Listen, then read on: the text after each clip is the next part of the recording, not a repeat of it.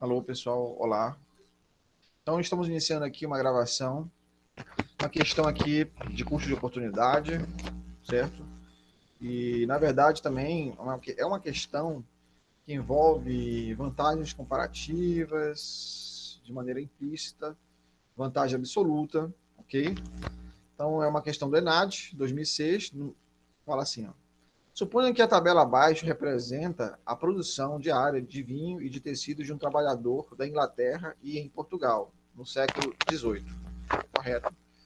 Então, como é que é a produção de vinho e de tecidos aqui para cada uma desses países, cada uma dessas nações?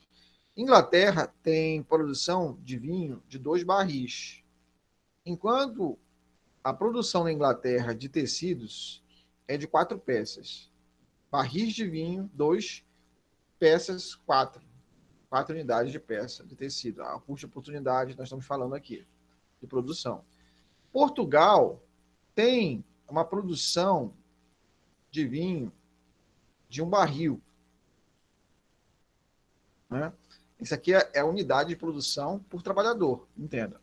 1 barril por dia um trabalhador produz, e enquanto que ele produz também, ele pode produzir também e produz um tecido, certo? A produção diária de tecido é um tecido.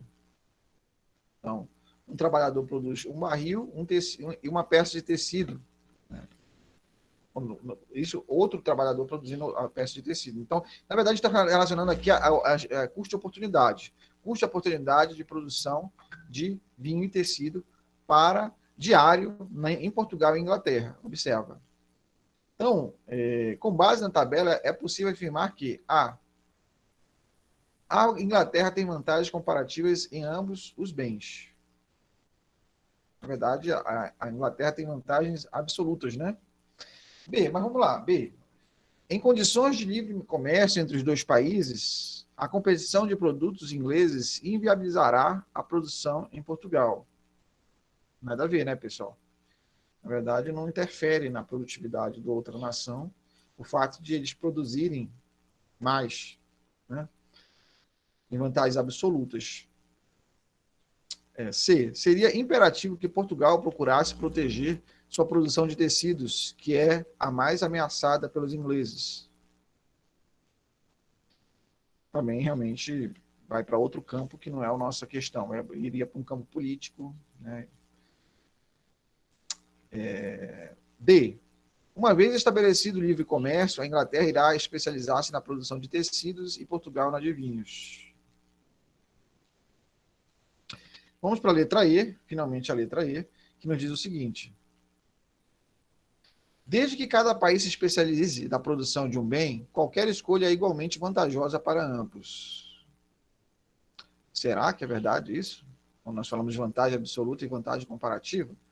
Então, primeiramente, nós precisamos entender o seguinte, que o custo de oportunidade de produção, certo?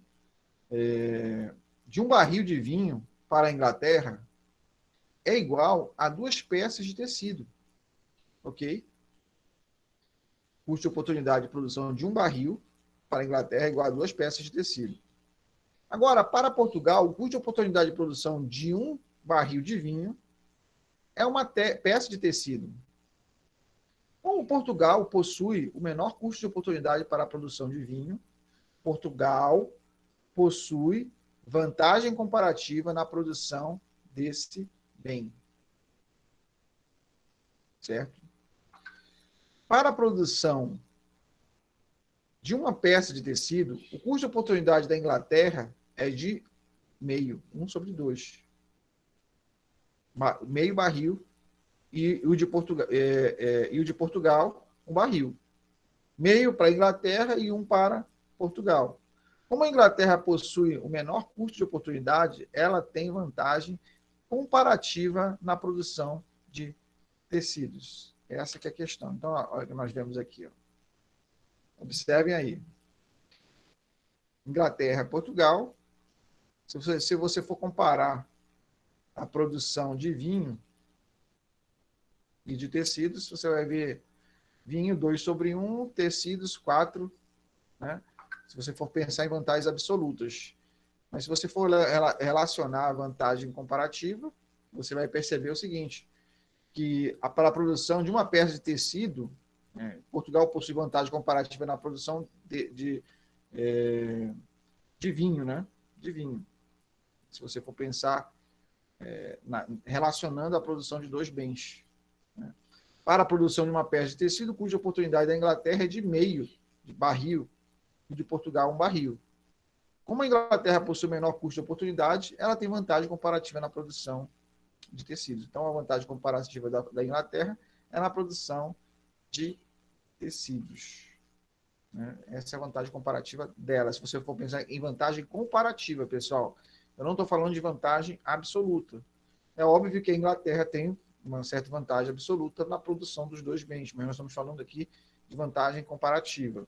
Então, o que é que nós vemos ali na nossa letra D? Uma vez estabelecido o livre comércio, a Inglaterra irá especializar-se na produção de tecidos e Portugal na produção de vinhos. Ok? Então, essa é a nossa resposta. E terminamos aqui nossos exercícios, okay, de economia. Obrigado aí, valeu.